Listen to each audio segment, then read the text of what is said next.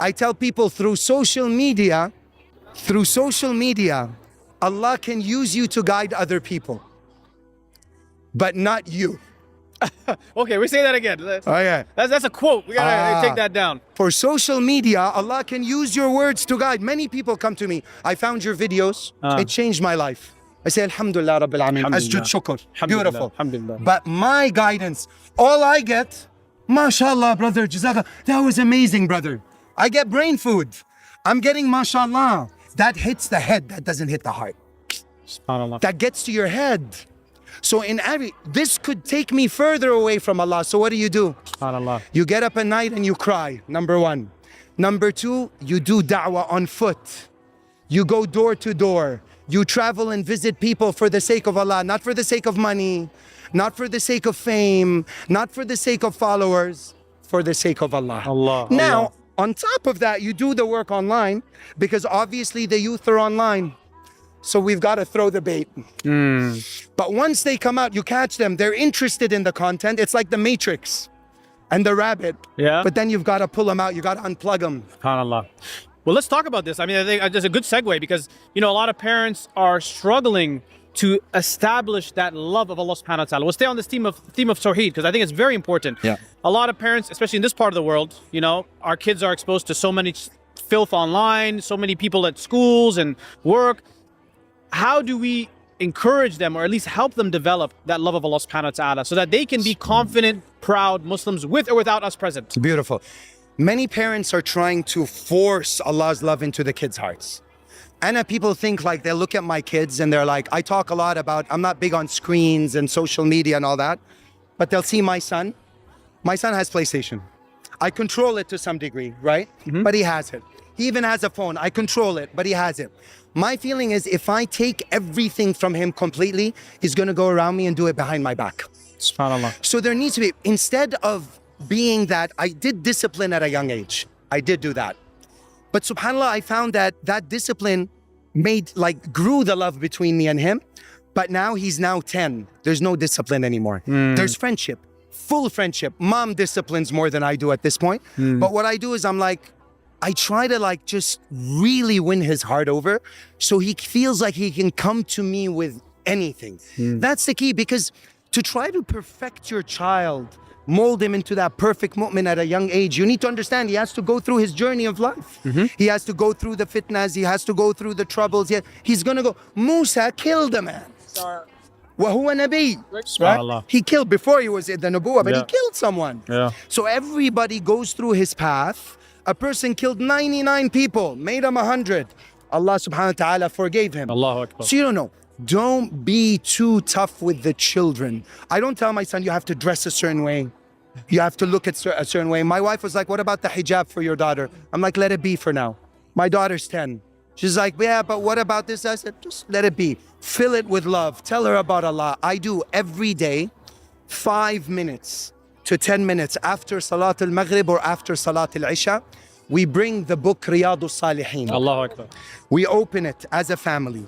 We read from Riyadh al-Salihin 1 or 2 hadith about fada'il. Because the thing is, when you talk to other people, you tell them, brother, if you do this, Allah will reward you with that. If you avoid this, Allah will reward you with that. But with your son, you're like, do it. Why? Because I said so. And why is it that you use the method of targheeb with others, but with your own kid, you're enforcing it? And you're gentle with them and not with your own. No, it's it. And the way of da'wah is what? قُلْ هَذِهِ. Why هَذِهِ سَبِيلي? Why not هَذَا سَبِيلي? It works. هَذِهِ is the feminine version. Oh, really? نعم, مؤنث. Okay. It's not هذا, it's هذه. هذه. Okay. Allah is saying that the mizaj of da'wah is like that of women, في رفق وحنان. Allahu Akbar. But nowadays, haram ya akhi, ستدخل النار, ستدخل جهنم. This is kufr. One of my good friends, he asked someone, he says, when Allah asks someone, what is the hukum of someone who leaves salah, he doesn't pray? He said, kafir. Okay, maybe that is the hukum. But look at the other guy with wisdom. They ask him, what is the hukum of someone who leaves salah? He said, to take him with you to the masjid. Look at the difference. That's hikmah. Hikmah. It's not the hukum, but it's the hikmah. And the difference between hukum and hikmah The same letters, the same roots. SubhanAllah, Right? SubhanAllah. So you have to SubhanAllah. have wisdom in the way you Preach. invite Yes. people and towards Allah subhanahu wa ta'ala. But back to your question or original question, Yes. ultimately, our way and our approach should be to give them fada'il. So instead of telling my son, pray, he sits in halqat al-ta'aleem and he hears, Subhanallah, when you pray, the angels this, your sins are forgiven. It's you Allah subhanahu wa ta'ala, you go cross the sirat, speed of lightning. You enter Jannah without hisab. You get the book in your right hand. Uff, barakah in your wrist. My son said, I want to pray. I sat and I told them the fada'il of reciting 33 times Subhanallah, 33 times Alhamdulillah, 34 times Allahu Akbar after every salah. Correct. Once they heard that, they'll sit and they want the hasanat. MashaAllah.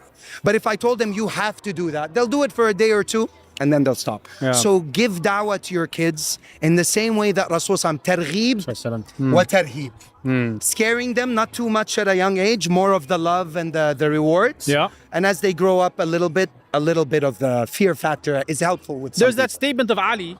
I don't know if you're familiar with the statement of Ali, where the first like 7 or 10 years, you're disciplined, and then after that is I don't know. I'm mixing it up. No, it's right. Yeah? It's a play with them. Play with them, right? I think from 0 to 7 you play with them. Somebody play with them, and then from 7 to 14 you're a bit more stern, you're a bit more like disciplined, and then 14 afterwards it's be a friend. Friendship, beautiful. Yeah. If you apply this truly, Yes.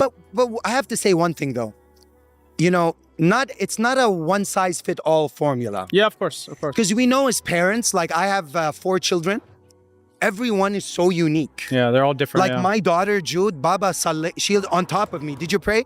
Did you pray your sunnah? Did you do this? She's the first to salah. She's amazing. MashaAllah. My son, I gotta be on top of him. Baba, did you pray? Yeah, Baba, are you praying? I have to kind of call him, kind of remind him, right? Yeah. My youngest, she's the boss lady. She's the spoiled one. We ran out of energy raising the first few. Yeah. So we kind of had that. But look, man, my feeling is this. وَكَانَ أَبُوهُمَا صَالِحًا. If you are good, genuinely good, and you have the concern of the ummah and the concern of others, you do the work of dawah to non-Muslims, you do the work of tadhkir to Muslims, you have this in you, Allah at some point, if not through you, will send someone to guide your kids. He will wallahi protect them. I've seen that time and time again. I've seen people, wallahi, I've spoken, mentored people, they came to me, they're like, my father was the biggest da'i, and I was so far away from the deen. His father passes away, he finds me online, he starts listening to my videos, he books a call with me, where it's like a mentorship call. I'm talking to him and then he's like, Brother Ousama, where did you learn? I told him my background in dawah. Turns out me and his father came from the same line of dawah. We did the same work around the same shuyukh and the same people. Wow. And Allah brought it one full circle. After he passed, he said, Allah, and my father used to always make dua that Allah sends us someone. He says, now we've left the munkar, we've left everything, we've changed our lives completely. So you don't know when Allah is going to utilize you, when He's going to use you. For every one person that comes and tells you, you changed my life, there are 10 others that you don't know about, subhanAllah. Allah continue to make you an impact, inshallah. May Allah continue to put barakah in all your da'wah and all your efforts. May Allah Azza wa Jal continue to make you a means of guiding people to Siratul Mustaqim.